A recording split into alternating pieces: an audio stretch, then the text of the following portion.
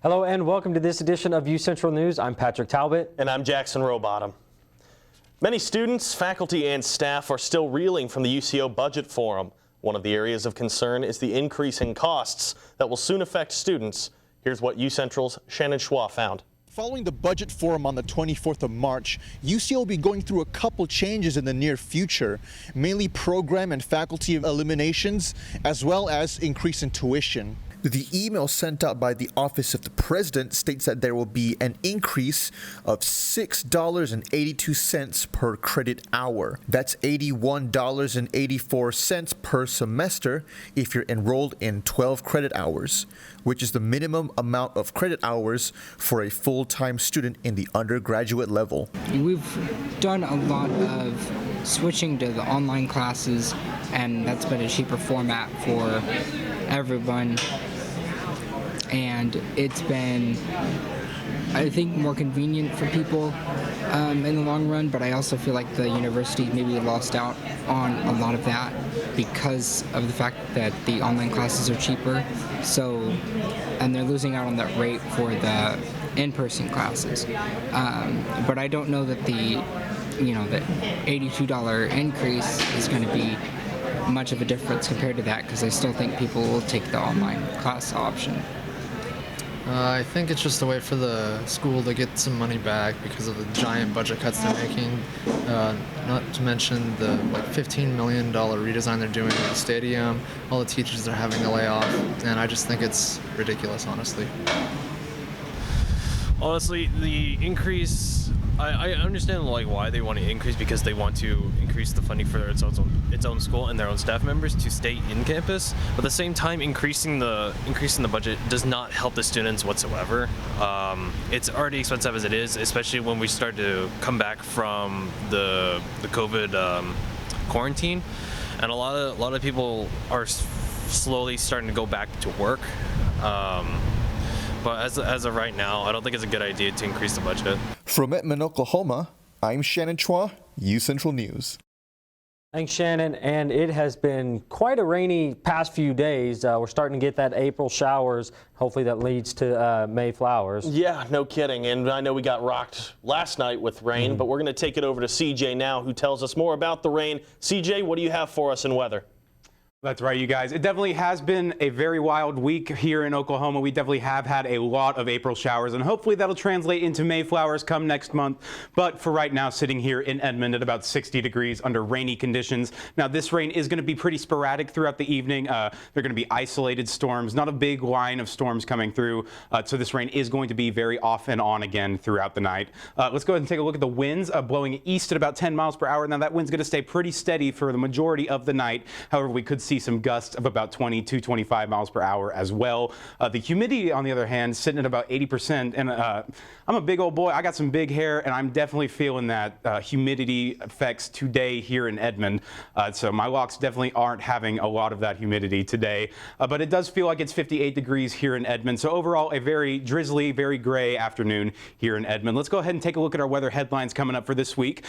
For next week, we are going to see lots of wind and sun in the forecast. That wind is going to pick up with a line of storms that's going to make its way through the state over the next couple of days. And with that line of storms, it's also going to bring some cooler temperatures for a majority of the state here in Oklahoma. But with that, going into next week, after we get through most of the cooler temps, we are going to return to our normal springtime temperatures of about 70s or 80s. So guys, that's all I have for weather right now. Back to you guys at the desk. Thank you very much, CJ. And now an update for the situation in Ukraine.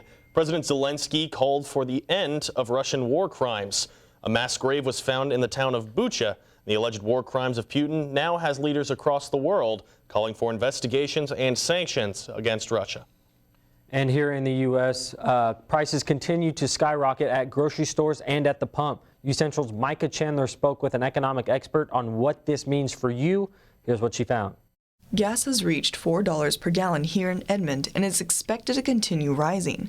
Some may feel uneasy at the sudden shift in our economy, but Chris Chandler, a senior investment strategist from Wells Fargo, has some tips on what this might mean for our wallets. Yeah, and I think the invasion of Ukraine came sort of as an unexpected event to the markets. Markets never like things that are unexpected. With Ukraine being a key exporter of grain, gas prices aren't the only thing where prices are expected to rise. Restaurants and grocery stores selling wheat and grain products are also likely to become more expensive. Keep in mind that these tend to be short-term events, and long-term we would believe that inflation will come down ultimately. Like Chris Chandler said, we can expect these prices to go down. The question of when they will is still uncertain, but it is likely to end once the invasion of Ukraine has stopped. From Edmond, Oklahoma, I'm Micah Chandler, UCentral News. Thank you, Micah. And Eden attorney Stephen Jones has refiled his lawsuit seeking to stop a special election to fill U.S. Senator Jim Inhofe's seat. Inhofe announced his retirement this year. Jones says it is unconstitutional to fill the seat before it is truly vacated, as Inhofe could withdraw his resignation at any time. And we will continue to update you as we learn more. And here, the Oklahoma City Thunder held its first ever Thunder Legacy Network weekend. UCentral's Jonathan Richardson has a story. The Oklahoma City Thunder goes unscripted, a showcase where local photographers were handpicked to capture the live experiences of fans at Thunder games throughout this season. Just like a little memory board. And at the end, once everybody's done, just return this to me and I'll give you guys a gift back. This CD player was the tour guide. Guests were able to listen to each photographer give a more detailed scoop into the making of their photos and a little bit of their identity. Danique Nashe explains how all of her previous work prepared her for this exclusive opportunity. I've always had a camera in my hand. I've always liked tech and designing and creating stuff. So once I got older, I decided to get a degree in it. The Thunder organization may never know how they have opened doors for these photographers. I was surprised when I was chosen, but also not surprised, because I was like, you know what I'm saying, you gotta recognize your own talent. Honor in itself, just because, this is y'all first event, and I'm one of the photographers that y'all decided to bring on to, push the envelope with y'all photography, especially with it being sports. So it was a very surreal moment, but I was ready. This is the start of more opportunities for photographers in the Metro. It will only grow from here. From the Paycom Center, I'm Jonathan Richardson, UCentral News. Thank you, Jonathan. UCO's Department of Kinesiology and Health Studies invites the Central community to attend the Through the Lens of My Experience Expo. This event will focus on UCO's community resilience, incite reflection upon, and inspire hope as we move ahead through the pandemic. This event will be from 11 a.m. to 3 p.m. April 19th at Plunkett Park.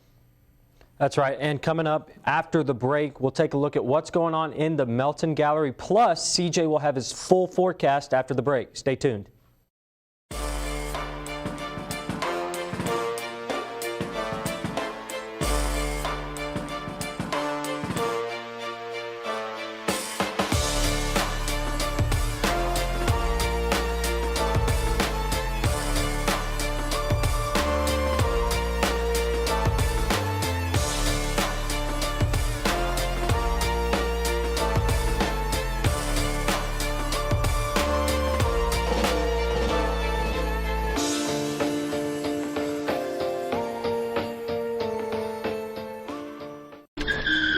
If I could go back and change it all,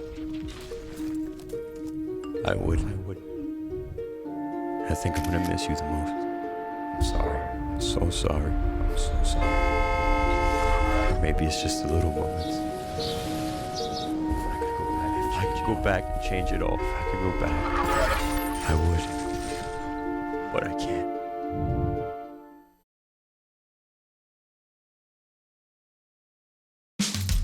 You can achieve a lot using your imagination. I mean, I don't like to brag, but... Wait, who's that? And why is she all over these achievement awards? But with STEM, the sky's the limit. Shaboom! Use STEM to envision... Okay, I'm seeing it. Yeah! Invent... Got any ideas? I've got a few, actually. And create a better world. Told you she's super smart. If she can STEM, so can you. Find out more at SheCanSTEM. In the land of wonder and awe, you won't believe you see what you saw. Where there's something to do for young and for old, where stories are written and then they're retold. Visit Travelok.com today. Come see for yourself and come out to play.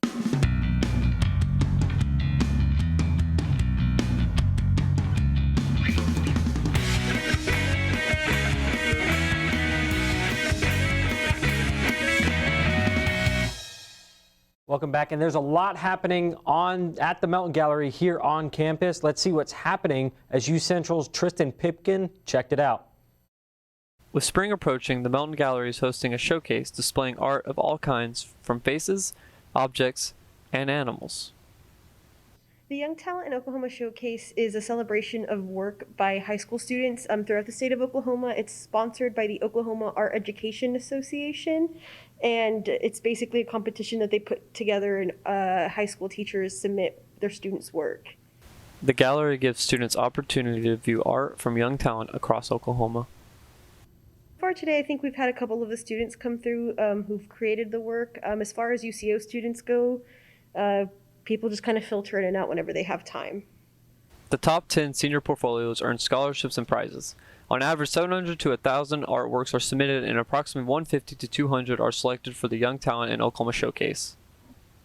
The event is from today through April 8th, and the gallery hours are Monday through Wednesday 12 to 5, and then Thursday 12 to 7:30. When you visit the Melton Gallery to check out this showcase, you might find inspiration in trying to make some art yourself. I think so. I think art is a really important form of self-expression, especially like constantly being busy and having to deal with school stuff. You know, you get to have an outlet. So I love seeing all of the young, talented artists that the state has. From Edmond, Oklahoma, I'm Tristan Pipkin, UCentral News. Thank you very much, Tristan. And as we alluded to earlier, conditions are pretty moist outside. Yeah, they certainly are. And we're going to go ahead and we're going to toss it over to CJ to see what's coming up for the rest of the week and see if any more rain's coming up. CJ, what do you got for us?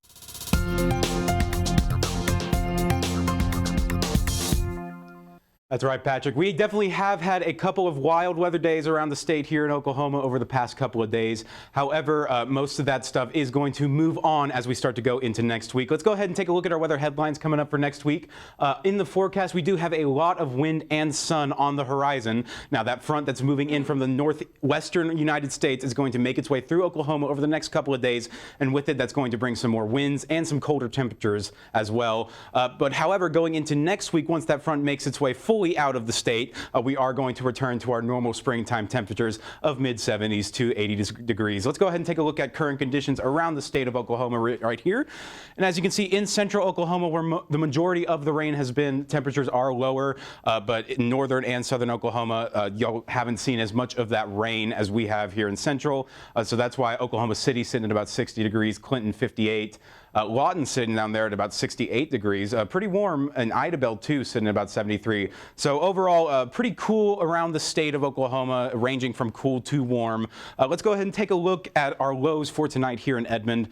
Tonight's forecast, 49 degrees is going to be our low with some scattered storms throughout the night. Now, these storms aren't going to be very long storms. They are going to be very sporadic, very on and off storms going into tonight. The winds are going to die down just a little bit too, blowing at about eastern 5 to 10 mile per hour, and the humidity is going to remain the same at about 80%, and we do have a 60% chance of rain in Edmond here tonight. Let's go ahead and take a look at lows around the state of Oklahoma. And as you can see, the temps are definitely starting to drop significantly than what we've used to been seeing. 49 in the metro, 43 in Enid, 39 up there in Guyman. So it's definitely going to get a lot colder tonight, and going into the next couple of days, we're going to see the temps start to drop, especially at the nighttime. Now let's go ahead and take a look at tomorrow's highs for around the state. Tomorrow is going to be one of the last days this week where we do have that warmer temperature. So Oklahoma City sitting at about 77 degrees. Majority of the state, it's going to feel pretty warm tomorrow, but that's going to change very quickly as that front makes its way into Oklahoma. Let's go ahead and take a look at your daily forecast here in Edmond for tomorrow. So at 7 a.m., we're going to see those clouds start to break, and it's going to be 50 degrees. So in the morning, you might want to bring out a jacket, something light to cover yourself up with. And then going into the afternoon and noon, the sun is finally going to emerge from behind the clouds, and it's going to start to warm up throughout the day. 63 degrees at noon, and finally coming at about 7 p.m. about our peak temperature for the day, sitting about 77 degrees. So it's going to warm up significantly tomorrow and then drop right back down. Let's go ahead and take a look at our 7-day forecast coming up here really quick. And as you can see, today is the only day that we have that's in this week that we're going to get rain. And then going into next week, as you see, going into Tuesday, 77 degrees.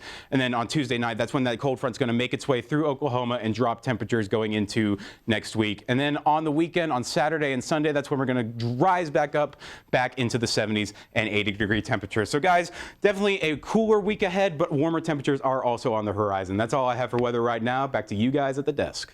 Thank you very much, CJ. And when we come back, Tyler Lursch, UCentral's music junkie, has more with Central Music Scene. Don't go anywhere.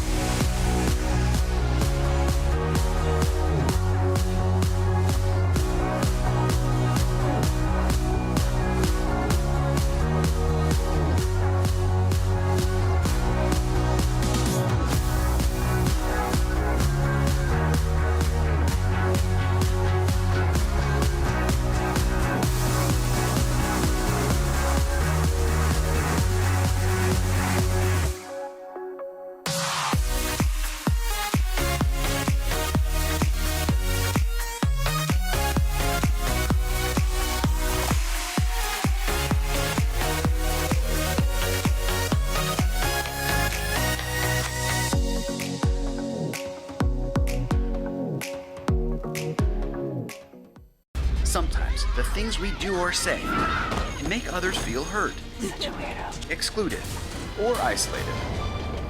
Everything you say and do creates an impact. How am I supposed to save the whole world? You can't think about saving the world. You have to think about saving one person. Because of you, someone's entire life can change. You don't have to be a superhero to have a positive impact. Friends? Friends.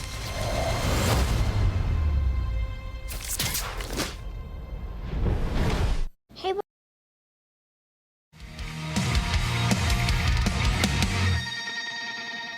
Hello, and welcome to the Central Music Scene. I'm Tyler Lursch, and I've been a musician for over 10 years, and I'm also involved with the local music scene here in OKC with my own band, Tar Creek. I'll be bringing you all the latest news concerning artists, shows, releases, as well as national music news. Let's get right into it. First for today, Harry Styles has released his first single from his upcoming album, Harry's House. The single is titled As It Was, and is from the album that is set to release May 20th of this year. The single set records on Spotify, taking the place of Olivia Rodrigo's Driver's License as the most streamed song in a single day in 2022 with over 8.3 million listens. The song is reminiscent of British dance pop and also somewhat reminds me of a-ha's Take On Me. I would definitely recommend giving it a listen, and it's one of my favorite pop releases of this year so far. It's available on all streaming services right now. And second for today, local metal supergroup Cell has released their single titled Violent Measures. The band features members from local bands like Peeling Flesh, Antipath, Van Tartax, and Edmond. The track is something different from each band's genre and is interesting to contrast. If you'd like to check out the single, it's available on all streaming services right now. And third for today, experimental rock band from Australia, King Gizzard and the Lizard Wizard, has released their second single from their upcoming album, Omnium Gatherum.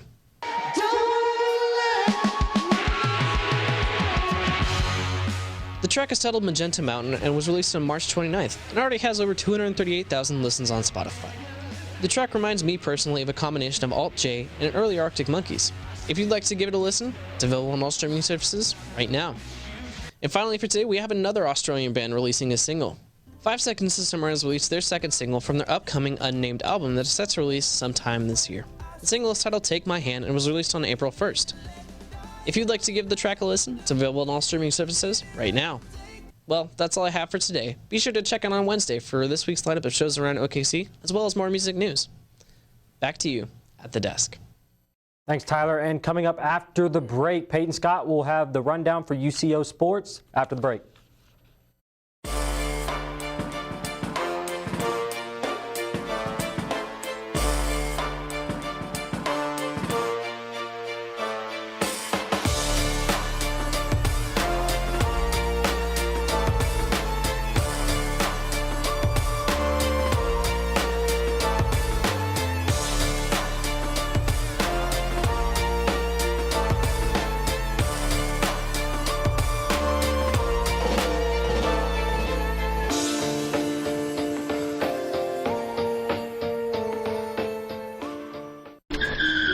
If I could go back and change it all, I would. I think I'm gonna miss you the most. I'm sorry. I'm so sorry. I'm so sorry. Maybe it's just the little moments. If I could go back and change it all, if I could go back, I would. But I can't.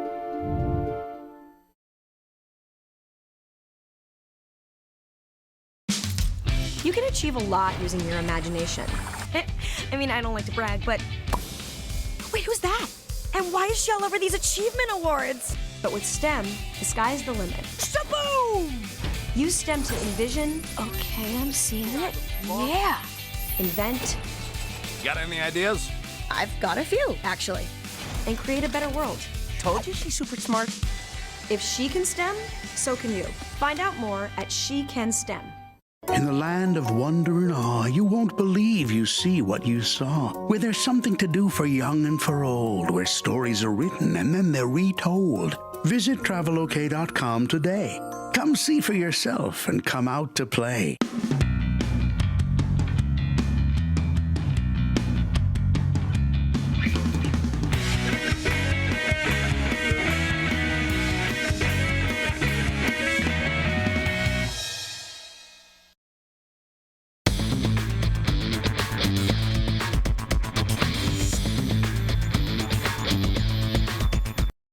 Welcome back, Bronco fans. I'm Peyton Scott, and this is your sports update.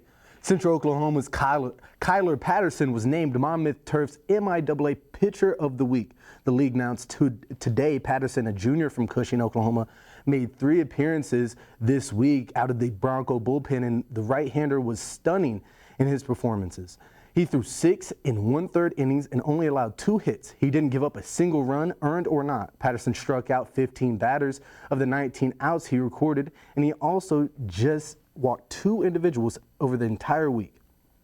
After 2 low-scoring contests this weekend that saw both teams win 1 game each, Central Oklahoma and Pittsburg State had a midday Sunday slugfest in the final game of a 3-game MIAA series. Central Oklahoma came out on top with 14, with Pitt State finishing with 11. The Broncos struck out 17 guerrilla batters on Sunday that followed 13 strikeouts in Friday night's win and 10 more strikeouts in Saturday's close loss. The 40 strikeouts this weekend are the most in any series by the Broncos this season, the most since striking out 40 in the 3-game series against Fort Hays State in 2021. Shayla Harper had another outstanding game with 4 hits and 5 runs batted in to spark an offensive assault that carried Central Oklahoma to a doubleheader, sweeping Newman Saturday afternoon in the home series.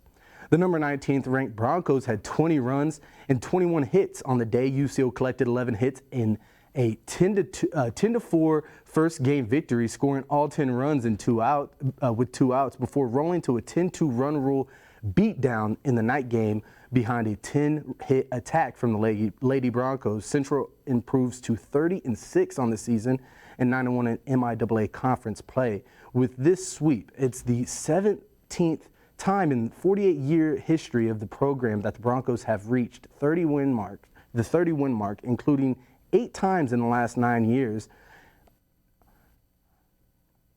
On Saturday night, all eyes were on the Final Four of the Division I National Championships.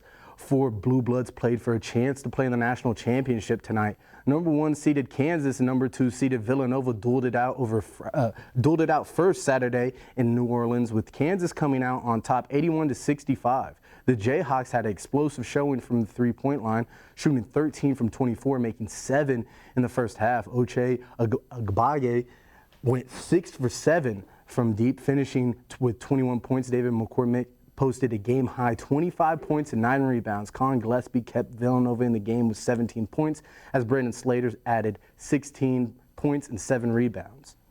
The main event of the night on Saturday in the Final Four was an iconic battle between 2 of the biggest names in college basketball, Duke and North Carolina. It was Coach Mike Krzyzewski's last game coaching for the Duke Blue Devils, who has been the head coach there for the last 42 years. The 8th-seeded Tar Heels played spoiler on Saturday night, upsetting the number 2-seeded Devils 81-77. Leading the way for the Tar Heels with 28 points was Caleb Love. Love hit a 3 with 30 seconds left in the second half that would be the eventual dagger in the hearts of Duke fans everywhere. The 8th-seeded Tar Heels will play the number 1-seeded Kansas Jayhawks tonight in the finals of the Division I National Championships in New Orleans at 8:20. That's all I have for today. Don't forget to check out broncosports.com for everything UCO athletics. Back to Patrick and Jackson at the desk. Thanks, Peyton. And that was quite an incredible game, but we're going to have to go to a break. On the other side, though, CJ will have one last look at the weather coming up for this week, so stay tuned.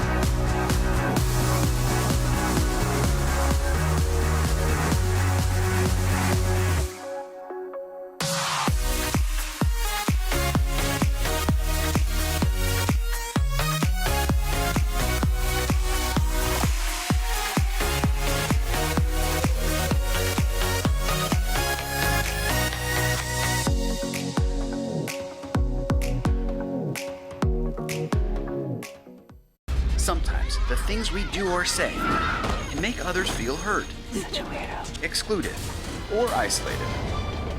Everything you say and do creates an impact. How am I supposed to save the whole world? You can't think about saving the world. You have to think about saving one person. Because of you, someone's entire life can change. You don't have to be a superhero to have a positive impact. Friends? Friends.